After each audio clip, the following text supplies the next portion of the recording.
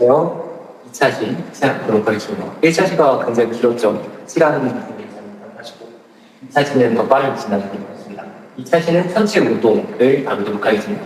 선체 운동은 먼저 운동의 기술을 다루고 그 다음에 도플러 효과 적색적인 다룬 다음에 헬프법칙, 태양의 구성 쭉 다음에 행성의 거꾸대 운동, 달과 월식, 일식을 다루도록 하겠습니다. 자, 운동의 기술. 이 하늘 위에 있는 천체의 운동을 어떻게 기술해야 될까요? 굉장히 어려운 겁니다. 하늘을 채운 별의 운동과 속도를 어떻게 표현해야 될까? 1년을 기준으로 별을 쭉 관측을 합니다. 별을 쭉 관측하면은 이 별이 여기에서 보였다가 1년 뒤에 여기서 보일 수가 있겠죠. 여기서 여기로.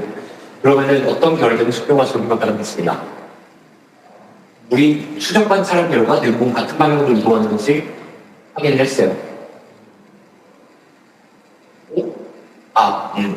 자, 그렇게 별이 같은 방향으로 이렇게 움직이겠죠? 이렇게 움직이는, 같은 방향으로 움직이는 그거를 고유 운동이라고 합니다. 이거를 왜 고유 운동이라고 하냐? 계속 같은 방향으로 쭉쭉쭉 움직이기 때문에 고유한 움직임이 나타납니다. 자, 우리가 별의 운동을 파악을 할 때 시선 속도의 운동이 있고 접선 속도의 운동이 있습니다. 무슨 소리냐? 이 별을 본 방향이 있을 때 본 방향 기준으로 실제 속도가 있으면 실제 속도 중에 우리 쪽으로 가격보다 멀어지는 방향이 있을 거고 우리랑 상관없이 접근 방향은 각도만 움직이게 하는 성분이 있을 겁니다. 그럼 고유 운동은 각도가 변하는 거니까 고유 운동은 별의 접선 방향 속도를 표현해 줄 수 있겠죠. 그러면은 시선 속도까지만 구하면 우리는 실제 속도를 구할 수 있겠습니다. 자, 고유 운동 관찰로 접선 속도를 안다면 시선 속도는 알 수 있습니다. 이 시선 속도를 알 수 있게 해주는 방법이 도플러 효과입니다. 도플러 효과를 본다는 거예요. 도플러 효과, 빛은 파동이기에 별이 내는 빛은 별의 운동과 관계를 갖습니다. 신기하죠? 이 효과를 도플러 효과라고 하고 다음 장에서 더욱 잘 알아보도록 하겠습니다. 도플러 효과. 도플러 효과는 발생한 파동과 측정된 파동의 파장 차이가 시선 속도에 영향을 받는다. 가 도플러 효과의 기회입니다. 자, 아래 그림 있죠? 그림 기준으로 봤을 때 이게 소스, 파원, 측정단, 파원과 측정자가 파원이 움직이지 않을 때는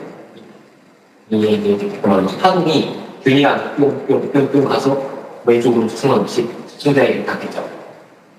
그렇기 때문에 이 람다가 측정이 될 겁니다. 동일하게 파동과 파원과 측정단인데 하지만은 파원이 측정자한테 다가온다라고 생각을 하면은 내가 여기서 뿅 하고 쐈어. 뿅 하고 쏘면은 파원이 이렇게 슝 하고 가겠죠. 슝 하고 가는 내가 슝 하고 가는 걸 따라 그러면은 슝 이렇게 가는 그렇기 때문에 이 슝 쏴야 되는 슝 소리 그렇기 때문에 람다가 짧아지게 된다. 이 그림에서 표현해줬다. 람다가 짧아지게 된다.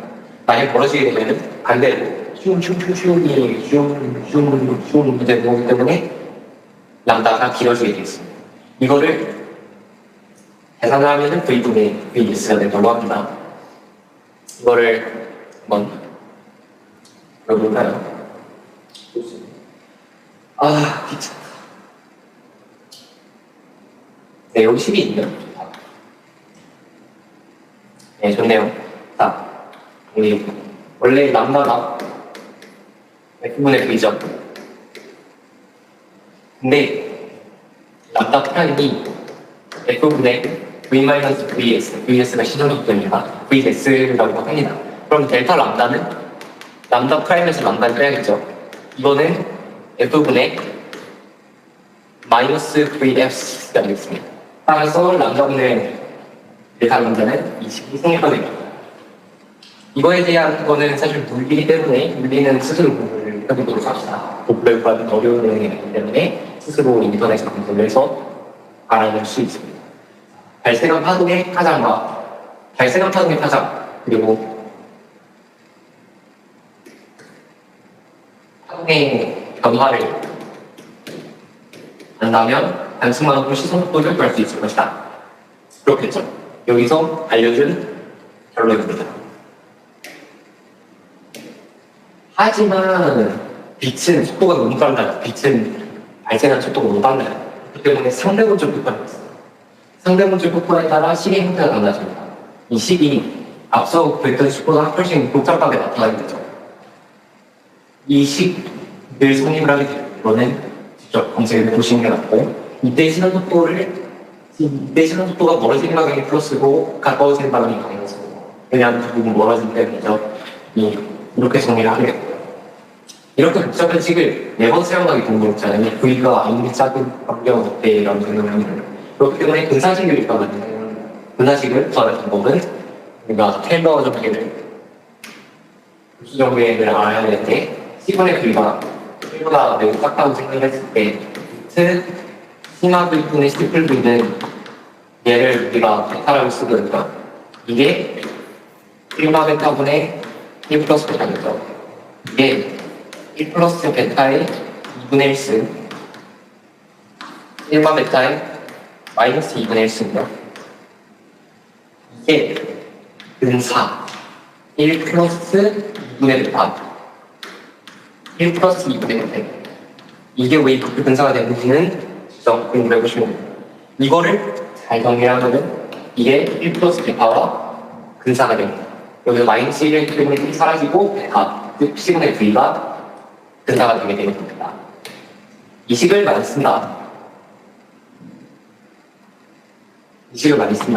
따라서 파장의 이동 기울을 측정하게 되면 우리는 시선 속도를 구할 수 있습니다. 시선 속도도 구할 수 있고 고유 속도도 구할 수 있다. 그러면 저희는 운동을 파악을 하게 된 거죠. 앞서 말했듯이 우리가 람다분의 델타 람다를 알면 시선 속도를 구할 수 있는 건데, 이 람다분의 델타 람다를 저희는 Z라고 해요. 적세편이 Z라고 표현하면 지금 Z가 C분의 V입니다. 고유운동과 적세편을 관측한다면 전체 속도를 구할 수 있다. 맞겠죠? 지금까지 얘기한 내용이 실제 속도를 우리가 관측을 어떻게 구할 수 있는가를 설명을 해드렸습니다.